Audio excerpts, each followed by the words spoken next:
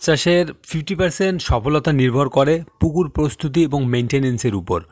আমরা যারা প্রান্তিক পর্যায়ে মাছ চাষ করছি তাদের আসলে এই ধারণাগুলো না থাকার কারণে অনেক ক্ষেত্রে চাষিদের কিন্তু লাভ করাটা সম্ভব হচ্ছে না, বা তারা হচ্ছে যে লসের সম্মুখীন হচ্ছে বিভিন্ন ধরনের ফাঙ্গাল ডিজিজ, গ্যাস এবং সেই সাথে সাথে মাছ ভেসে মাছ মারা যাওয়ার মতো প্রবলেমগুলো। আসসালামু আলাইকুম দর্শক, বেকার টু অর্ডার পেনের চ্যানেলে আপনাদের স্বাগতম।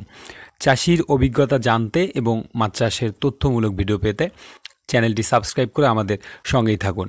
আমরা আজকে এই ভিডিওর মাধ্যমে যে বিষয়গুলো জানব তার মধ্যে হচ্ছে যে পুকুরের পার কীরকম হওয়া উচিত, পুকুরের পার থেকে পুকুরের নিচের দিকটাতে কীরকম স্লোটটা হওয়া উচিত এবং সেই সাথে সাথে পুকুর প্রস্তুতির আরও কিছু খুঁটিনাটি বিষয়।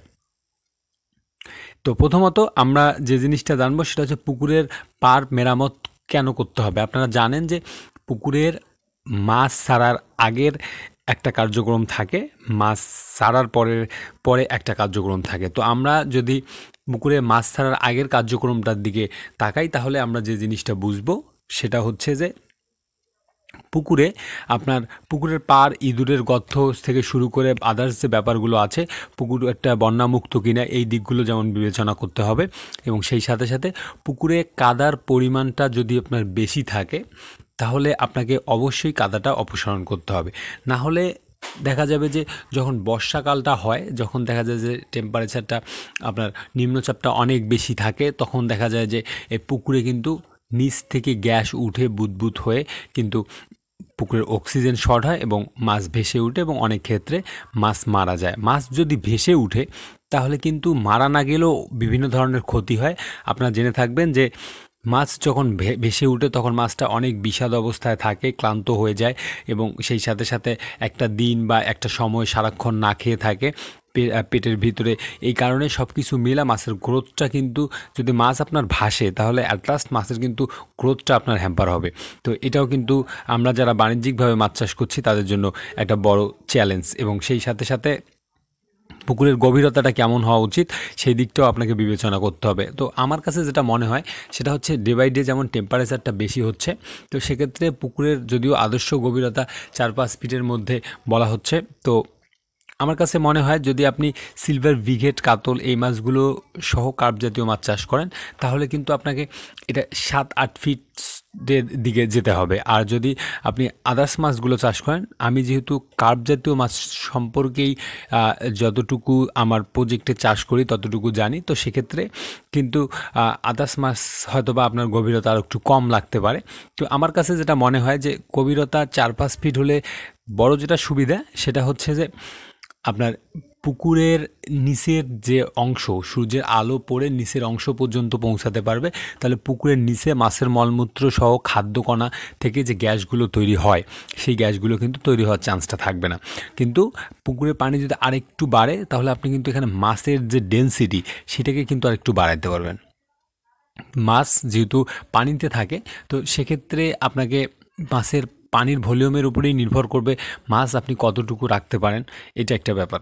তো এটা হচ্ছে প্রধানত ব্যাপার। আরেকটা ব্যাপার হচ্ছে যে পুকুরের পার কেমন হওয়া উচিত এবং কেন আসলে পুকুরের পাড়টা খাড়া না হওয়া উচিত। কারণ আমি প্রান্তিক পর্যায়ে যতটুকু খোঁজখবর রাখি, তো আমি এখানে যে জিনিসটা দেখছি সেটা হচ্ছে যে বিশেষ করে উত্তর অঞ্চলে এই পাথর উত্তোলন করার পরে যে গর্তগুলো হয়েছে এগুলোতে ম্যাক্সিমাম জায়গায় মাছ চাষ হচ্ছে। তো এখানে আপনি লক্ষ্য করলে দেখবেন যে এখানে কিন্তু পাহাড়গুলো হচ্ছে যে যে পুকুরের যে পাড়গুলো এগুলো কিন্তু খুব সোজা খাড়া অবস্থায় থাকে বা 90 ডিগ্রি অবস্থান করে। তো সেক্ষেত্রে যেটা প্রবলেম সেটা হচ্ছে যে মাছ কিন্তু এখানে পাড়ের কাছে এসে যে খাদ্যগুলো খুঁজবে বা একটু নেবে, এটা কিন্তু পারে না। তো আমরা যারা বাণিজ্যিকভাবে পুকুরগুলো তৈরি করছি তো তারা যদি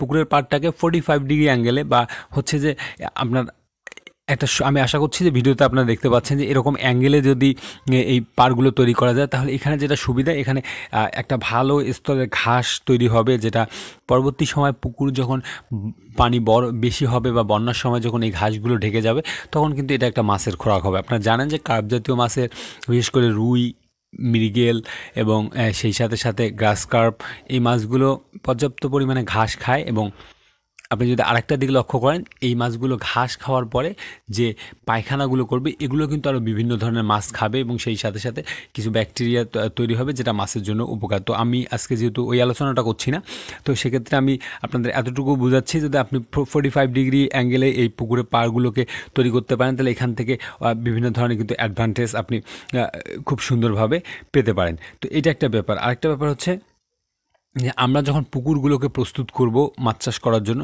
তখন সর্বোচ্চ ট্রাই করব এগুলোকে শুকিয়ে নেওয়ার জন্য। কারণ শুকিয়ে নিলে, কারণ আপনি জানেন যে আমরা যখন বাণিজ্যিকভাবে মাছ চাষ করছি, তখন কিন্তু পর্যাপ্ত পরিমাণে মাছের ডেনসিটি যেমন বেশি রাখতে হচ্ছে, সেই সাথে সাথে কিন্তু খাদ্য বেশি দিতে হচ্ছে।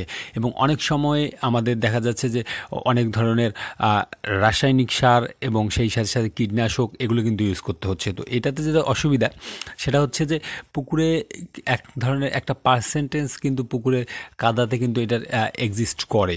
তো সেক্ষেত্রে আমরা যদি এটাকে শুকিয়ে নিয়ে ভালোভাবে নাড়িয়ে নিতে পারি, তাহলে কিন্তু আশা করা যায় যে ওইটার উপস্থিতি খুব কম থাকবে বা থাকবে না। তো সেক্ষেত্রে আমরা যারা বাণিজ্যিকভাবে মাছ চাষ করছি, তারা যদি এই বিষয়গুলো লক্ষ্য করতে পারি বা এই বিষয়গুলো মেনটেন করতে পারি, তাহলে মোটামুটি 50% মাছ চাষের সফলতা কিন্তু আমরা এখান থেকে পেতে পারি। তো এই হচ্ছে টোটাল ইনফরমেশন মাছ চাষ সংক্রান্ত। তারপরেও যদি মাছ চাষ সংক্রান্ত কোনো ধরনের তথ্য বা পরামর্শ জানার থাকে অথবা জানানোর থাকে, তাহলে কমেন্টে উল্লেখ করতে পারবেন। ভিডিওটা শেষ করছি। ধন্যবাদ সবাইকে।